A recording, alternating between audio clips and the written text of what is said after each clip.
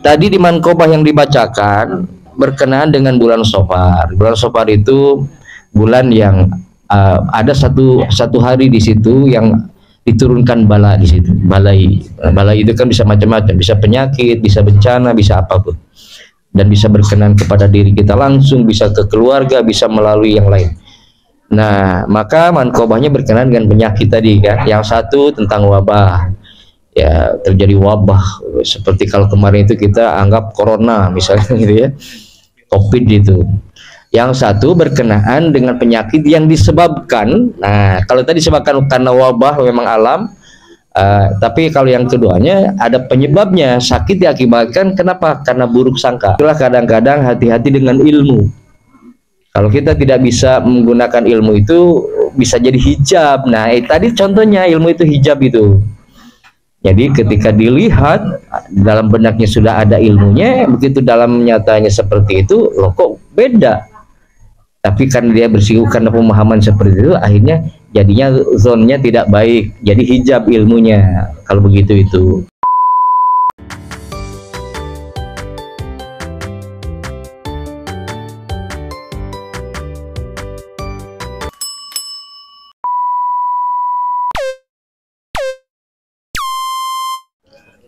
Bismillahirrahmanirrahim. Salatu wassalamu ala rasulillah wa ala alihi wa ashabihi wa mawalah. La hawla wa la quwata illa billah, amma ba'du.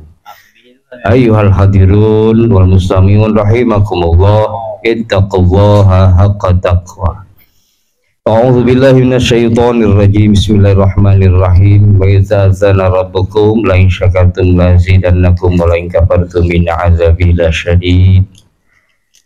Allahumma aflah lana futuhal arifin, amin. Allahumma ya muqallibal qulub tsabbit qulubana ala dinik wa ala ta'atik. Allahumma arinal haqqa haqqan warzuqna ittiba'ah wa anil batila batila warzuqna ijtinabah.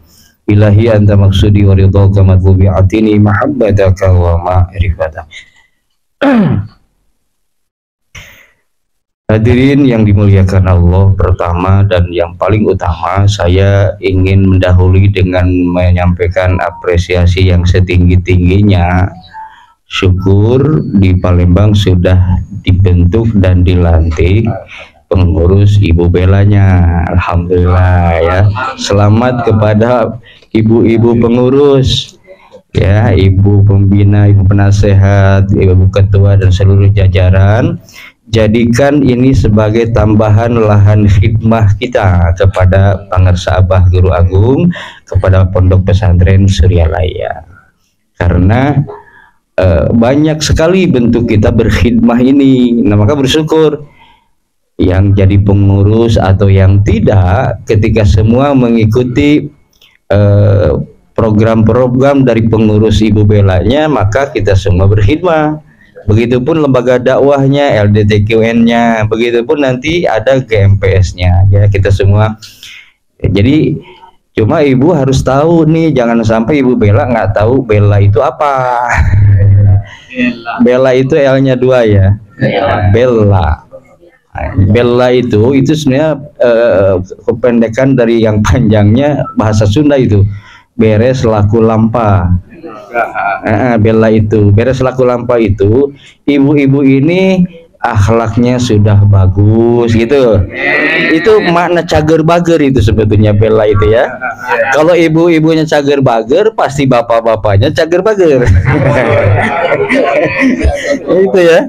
Itu jadi Ibu Bela itu begitu. Jadi beres laku lampa. Jadi apapun yang dilakukannya sudah beres semua itu, maksudnya sudah benar semua. Jadi cager bager itulah itu ya. Jadi jangan sampai nggak tahu Ibu Bela ditanya Bela apa. Jadi bukan Ibu Bela membela suaminya, bukan. Tapi itu juga bagian ya, suami kan harus dibela ya. Jadi selamat, semoga Ibu Bela diberikan kemampuan di dalam berkhidmahnya. Yang penting apa yang bisa dilakukan sesuai kemampuannya, lakukanlah dengan dilandasi dengan kekhidmahan tadi. Mampu secara tenaga dedikasikan tenaganya, mampu materi dedikasikan materinya, mampu pikiran ilmu dengan apa saja yang sudah Allah berikan kemampuan itu. Hadirin rahimakumullah, yang saya hormati Allah muliakan Sahibul Bait, pembawa manaqib Bapak Haji Syamsul dan Ibu keluarga, semoga kita doakan beliau senantiasa diberikan umur panjang, sehat walafiat lahir batin, dan selalu ditambahkan barokahnya oleh Allah Subhanahu wa taala. Pengurus seluruh lembaga yang ada di bawah naungan Pondok Pesantren Sariwuraya dan para asatid, para mubalik yang sama-sama hadir, dan tentunya kita semua yang terus mengharap ridho Allah. Alhamdulillah, syukur kita kepada Allah sampai dengan detik ini kita terus diberikan nikmat oleh Allah. Dan tentunya kita juga harus terus berupaya atau mengupayakan agar kita menjadi hamba-hamba yang bersyukur. Karena Allah menyampaikan dalam firman-Nya, wa izzana rabbukum la in syakartum la azidannakum wa la in kafartum inna azabi lasyadid. Barang siapa ketika kita bersyukur akan nikmat Allah pasti akan nambah nikmatnya. Jangan kita menjadi orang-orang yang tidak bersyukur atau akhirnya kufur. Nauzubillah. Terutama nikmat yang perlu kita syukuri adalah nikmat sehat. Ya, Bapak Ibu sehat ya? Alhamdulillah. Sebetulnya kata Ibu ya agak sedikit nggak sehat sih, kecapean katanya kemarin. Tapi tetap memaksakan hadir. Ya, kata bapak-bapaknya juga sebetulnya ngantuk ini karena tadi sudah perutnya kenyang, tapi dipaksakan tetap kuat. Nah, gitu kan. Sebetulnya saya juga jauh-jauh dari Cianjur, bahkan startnya dari Sialai ke sini kan cukup jauh perjalanan, tapi juga hadir. Ini semua dilakukan hadirin semata-mata kita ingin memuliakan majelis yang mulia ini, Majelis Karomah Sultan Aulia Syekh Abdul Qadir Jilani, dengan harapan kita ingin dapatkan limpahan karomahnya, ya.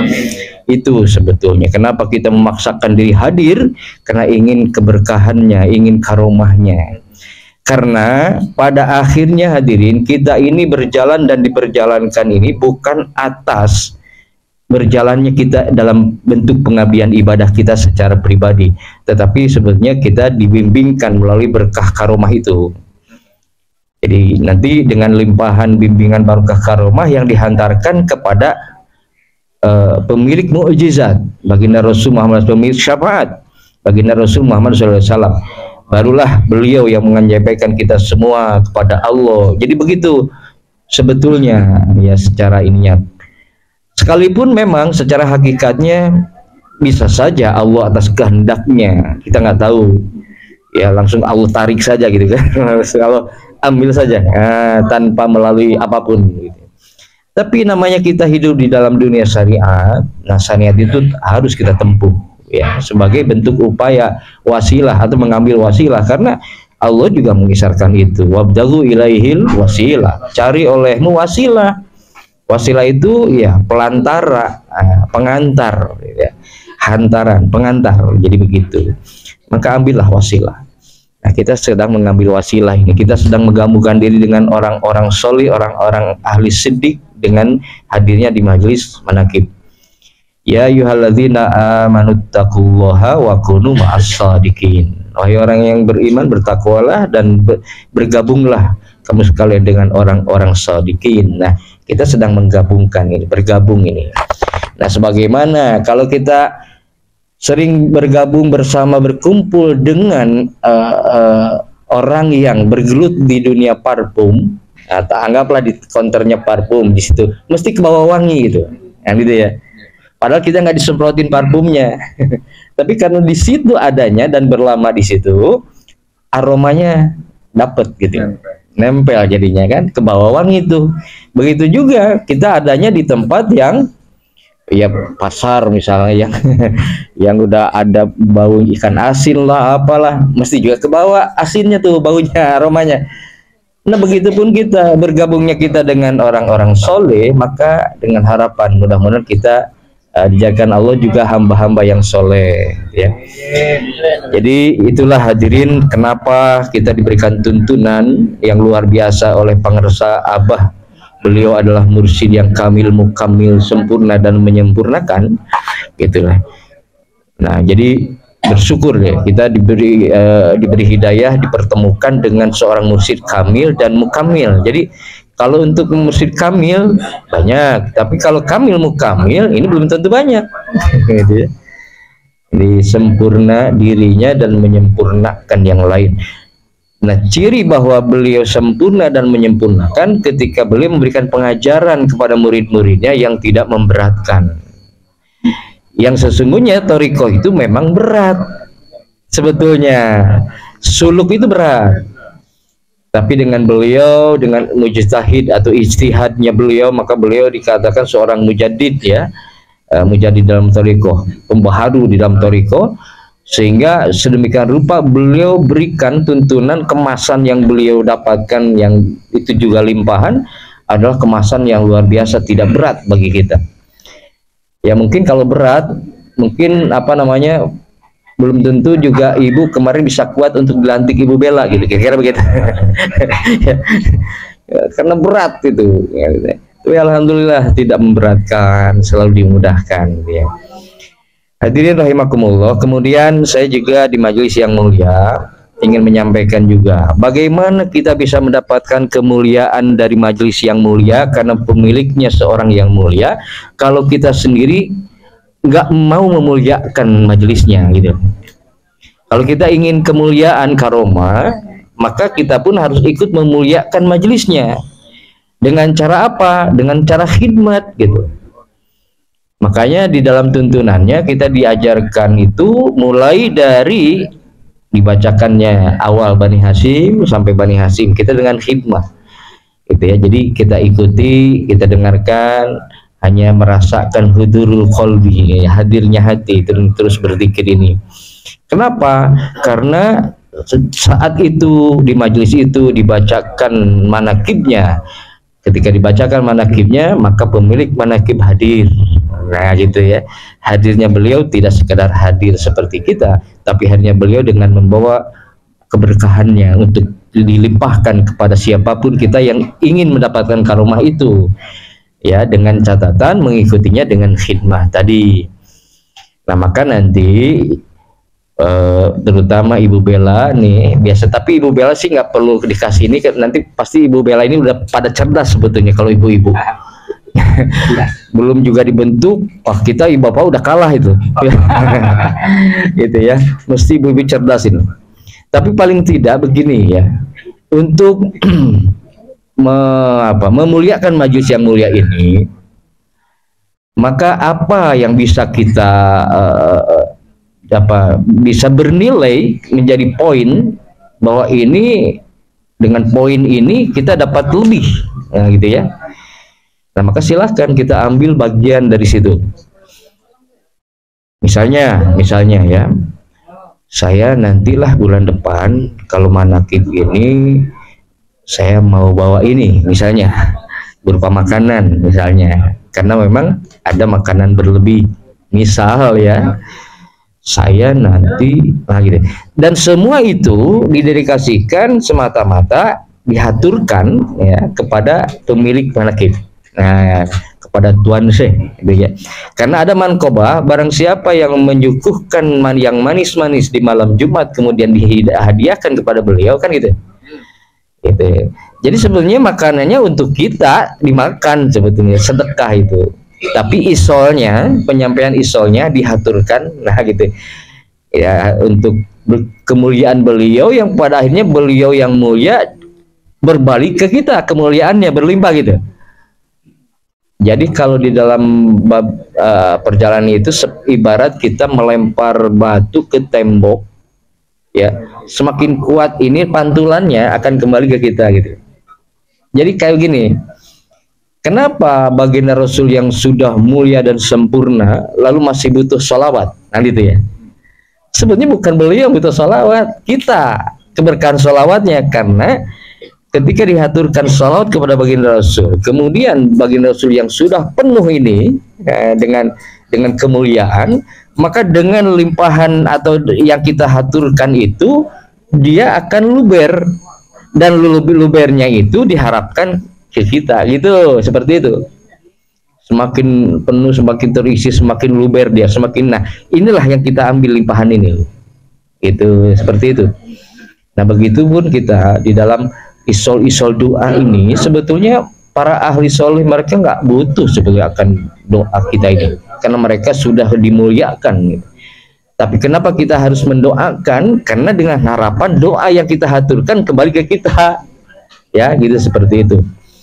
Nah, jadi sebetulnya itulah orang yang cerdas kalau begitu. Jadi kecerdasan di situ. Nah, jadi baik, hadirin rahimakumullah. Kemudian tadi di mankobah yang dibacakan berkenaan dengan bulan Safar. Bulan Safar itu bulan yang ada satu hari di situ yang diturunkan bala di situ. Balai itu kan bisa macam-macam, bisa penyakit, bisa bencana, bisa apapun. Dan bisa berkenan kepada diri kita langsung, bisa ke keluarga, bisa melalui yang lain. Nah, maka mankobahnya berkenaan dengan penyakit tadi kan. Yang satu tentang wabah. Ya, terjadi wabah seperti kalau kemarin itu kita anggap corona misalnya gitu ya. Covid itu. Yang satu berkenaan dengan penyakit yang disebabkan. Nah, kalau tadi disebabkan karena wabah memang alam. Tapi kalau yang keduanya ada penyebabnya, sakit diakibatkan kenapa? Karena buruk sangka. Nah, maka dari mankobah itu mudah-mudahan ini menjadi ibrah bagi kita, menjadi kita lebih waspada lagi ya, jaga di bahwa ternyata buruk sangka itu luar biasa dampaknya ya. Itu. Tapi sebetulnya dasarnya kan mahabbah sebetulnya. Awalnya karena saking cinta, tetapi begitu kebuktian nyatanya ternyata kok begini. Yang sudah ada ilmunya, pemahaman dia seorang wali itu begini, ternyata beda di dalam nyatanya. Nah, itulah kadang-kadang hati-hati dengan ilmu. Kalau kita tidak bisa menggunakan ilmu itu bisa jadi hijab. Nah, tadi contohnya ilmu itu hijab itu. Jadi ketika dilihat dalam benaknya sudah ada ilmunya, begitu dalam nyatanya seperti itu, loh kok beda. Tapi karena dia bersinggung karena pemahaman seperti itu, akhirnya jadinya zonnya tidak baik, jadi hijab ilmunya kalau begitu itu. Nah, coba saja kalau tadi di mankobah nggak langsung dia ngambil keputusan kesimpulan gitu ya, dia kan langsung ambil kesimpulan kok begini, akhirnya dia nggak mau ketemu kan, akhirnya mampir di tempat yang lain. Nah gitu. Padahal kalau saja sedikit agak ini dari ilmu tadi supaya tidak hijab, kan nggak ada salahnya datangnya aja ke rumahnya dan tanyakan kan gitu. Tanya aja langsung, bener nggak ini wali kan itu?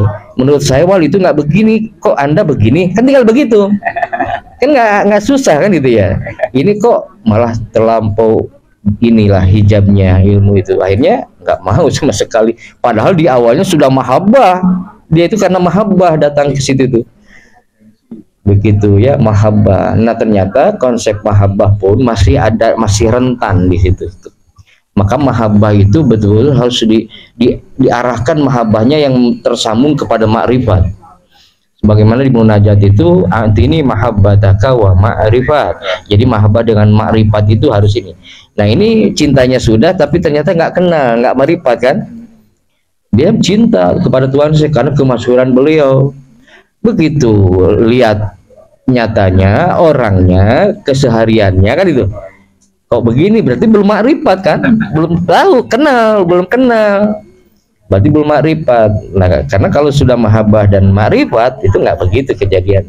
Nah, maka diujilah dengan wabah penyakit yang tidak ada obat kecuali itu ya kuda tadi. Dan ternyata perjalanannya, masya Allah. Mungkin itu kalau dihitung waktu, bagaimana Tuhan saya membeli satu kuda ini berapa lama waktunya, tapi ini sudah tahu dengan begitu tuh nanti akan ada orang yang mungkin durasinya berapa tahun itu lamanya kan. Udah kudanya diurus, wah macam-macam gitu. Nah itulah, jadi ternyata untuk inikan orang ini yang akan dapat penyakit itu. Nah jadi hadirin, mankobah itu harus yakin ya kita tentang karomah.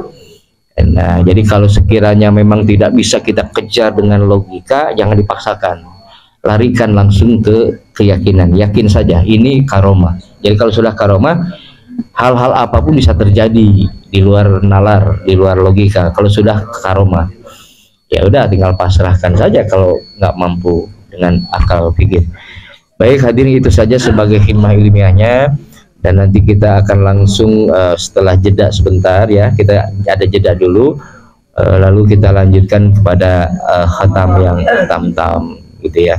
Ya mudah-mudahan kita diberikan kemampuan ya untuk terus kita ini dengan sungguh-sungguh mengamalkan, sekalipun amal yang kita baru mau lakukan atau yang sudah lakukan mungkin belum seberapa dari nilai khidmah ini, tapi yakinlah asalkan kita dengan dilandasi khidmah tadi, sekalipun mengamalkannya sambil ngantuk-ngantuk, sekalipun misalnya, tapi yakinlah insya Allah asal tetap ya kita ini demi apa terjaga kekhidmahannya, demi untuk mendapatkan keberkahan dari guru mursyid kita Bang Sahabat Syekh Ahmad Sahibul Wafat Tajul Arifin.